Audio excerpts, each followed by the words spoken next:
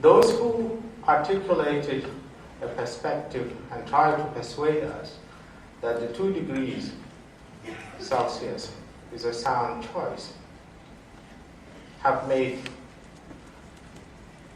a trade-off between life, humanity, and profit and rent-seeking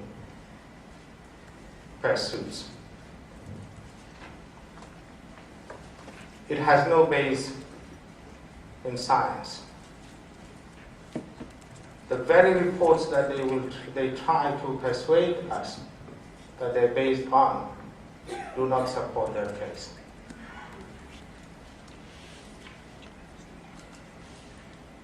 The IPCC AR4 says that 2 degrees Celsius will result in Africa warming up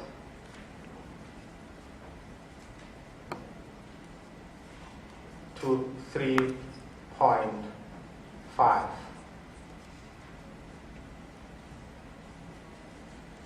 And the small islands, the states, equally being threatened by the sea level rise. I would say this, and I'll say it with absolute conviction. 2 degrees Celsius is certain death for Africa, is certain devastation of island states. A policy decision maker, a scientist who tried to do that is definitely not only ill-advising others, he is ill-advising himself. So that's one fundamental, if not the starting proposition for beginning a sound negotiations and discussions.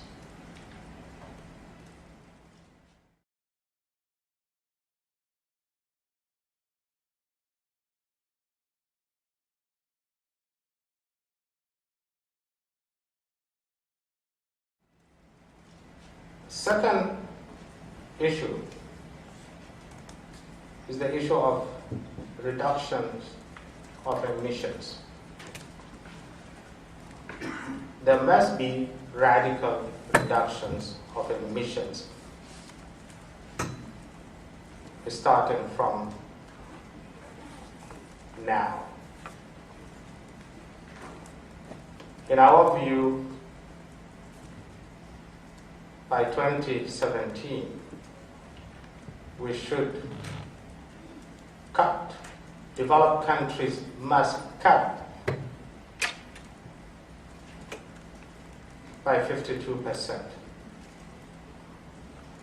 65% by 2020, 80% by 2030, well above 100 by 2050. And this is very important because the more you defer action, the more you condemn millions of people to immeasurable suffering.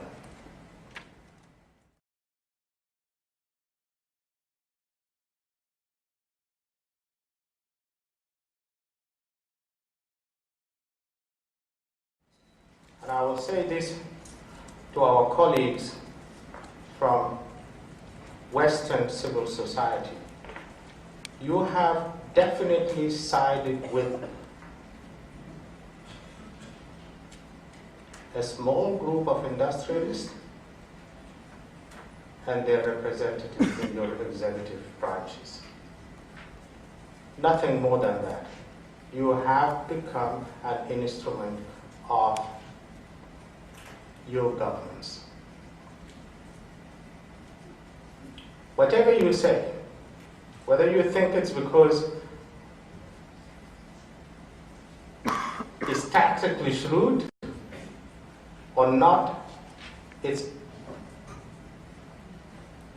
an error that you should not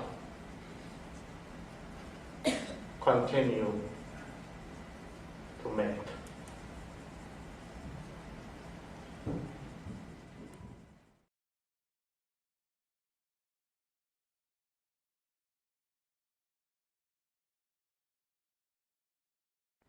Many of you would say $400 billion is a lot of money. Well, think about how much is being poured into your defense budgets. And which wars are you fighting? Is there another war greater than this war on climate change? I don't think so. But let me equally give you the fallacy related to how big this amount is. The European today were proud to announce that there will be $2.3 billion or $2.5 billion available from now until 2012. Well, the sad news is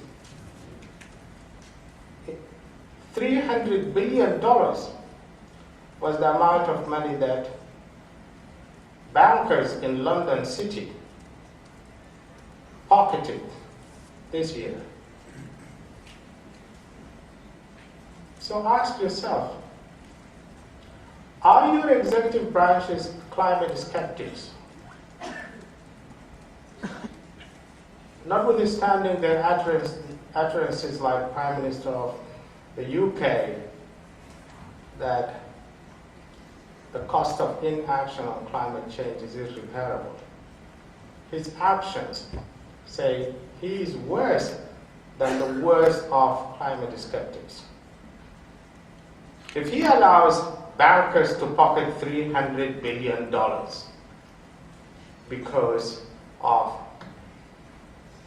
incentivizing profit-seeking activities, and he says 500 million is the maximum that the United Kingdom government can afford to pay to support climate change. What are we saying? What are you saying? I wonder what the distinguished colleagues from Cannes are saying about that.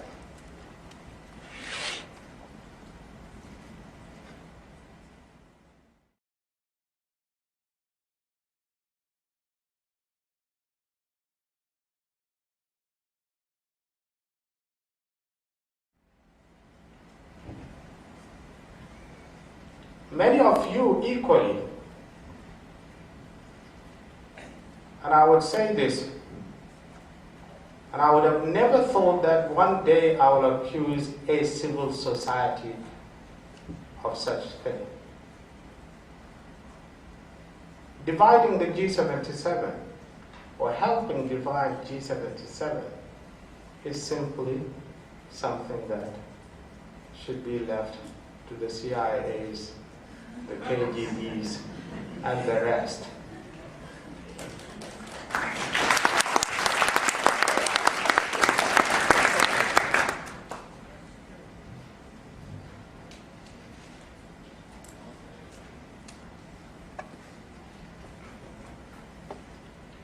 It's mind-boggling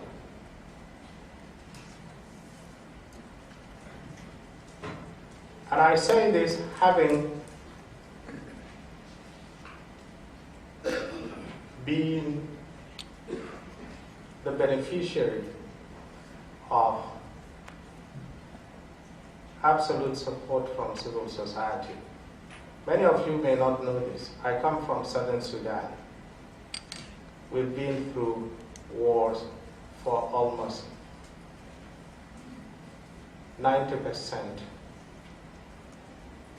of our lives since independence.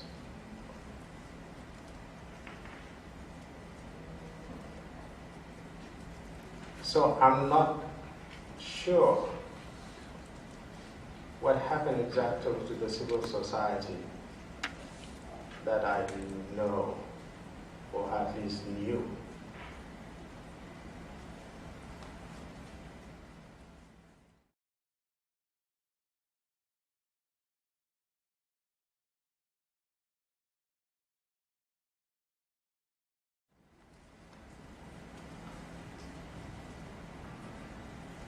So I want to just to say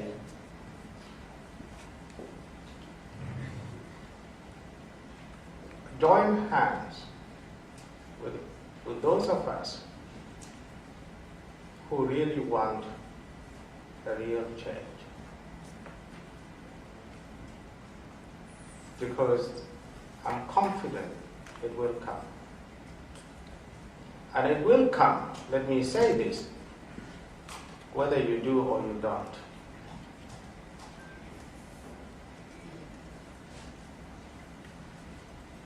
But let it not be the case that Western civil society sided with the power that be in the West. Thank you.